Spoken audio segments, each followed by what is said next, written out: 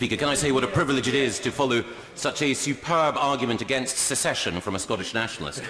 Can I also begin by thanking the members for Leeds Central and for Doncaster North, because I think that the challenge that they put to this House is a challenge to which we should all attempt to rise. And that challenge is, how can we ensure not just that we respect the result that 52% of people voted for, but that we involve the 48% who voted Remain for a variety of reasons. And while I'm grateful to them for their speeches, which I thought were, for the most part, very constructive, I was disappointed in the front bench speech from the member for Holborn and St Pancras.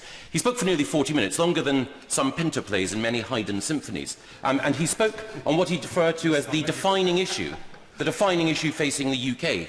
But he did not reveal at any point what Labour's position is on our future relationship with the European Union.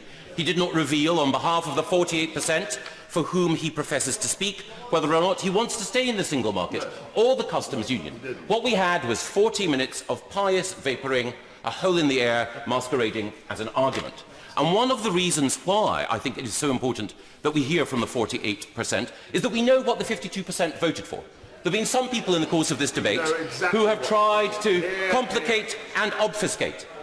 But it was perfectly clear, made clear not just by the Vote Leave campaign, which I was privileged to play a role in. It was made perfectly clear by the then Prime Minister, the then member for Witney. It was made perfectly clear by my right honourable friend, the then Chancellor of the Exchequer, the member for Sedgefield. It was made clear by Lord Mandelson. It was made clear by every single one of the leading representatives of the Remain campaign that voting to leave the European Union meant leaving the single market.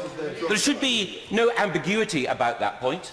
The public were fully informed and they took that decision in full knowledge.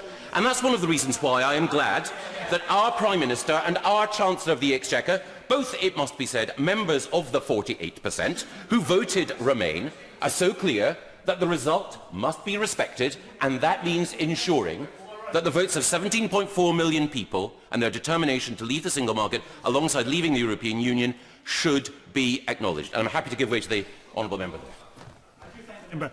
Is he telling us that leaving the single market is the government's position? To him, that was the position that was taken by the British public, including more than 1 million people in Scotland, including many more people in his constituency that actually voted for the Scottish National Party. Now, it's not only the case that we need to respect the result and respect what the 52% wanted, we also, as I say, need to acknowledge some of the concerns put forward by those who articulated the case for Remain. There were two powerful concerns that weighed with me. The first was the prospect of an immediate economic shock should we leave. That was a view that was put forward by the Governor of the Bank of England and by a number of other distinguished economists. But we can now see that while their concerns were expressed sincerely, they did not come to fruition. The point was made at the time. I'm grateful to the sedentary interruption from the member for Nottingham East, but the point was made at the time that there would be an immediate shock, not just to Britain, but to the world economy. That shock did not materialise. In fact, since we voted, no, not quite yet, since we voted to leave, we have seen increased investment from Nissan, from Jaguar Land Rover, from Amazon, from Facebook, from a variety both of traditional manufacturing and new technology investors. Far from there being no economic shock, we are, as my right honourable friend points out, the fastest growing economy in the G7. Now, it was also a legitimate concern of some of those who voted Remain that by voting to leave the European Union we would do damage to the United Kingdom. And the truth is, of course, that since we voted to leave the European Union, support for a second independence referendum has fallen, support for Scottish independence has fallen, support for the Scottish National Party and its secessionist sermonising has fallen, and the single most popular politician in Scotland is Ruth Davidson, the only leader of any party that wants to embrace the result. No, not giving way, not giving way. So, two of the concerns, legitimate concerns that were expressed beforehand, our economy would be damaged and the union would be damaged. The evidence is actually our economy is stronger and the union is more popular. Now, of course there are other concerns that people who voted Remain had, and some of those concerns relate to the fate of EU citizens in this country. Some of those concerns relate to future academic and scientific cooperation. Some of those concerns relate naturally to defence and security cooperation.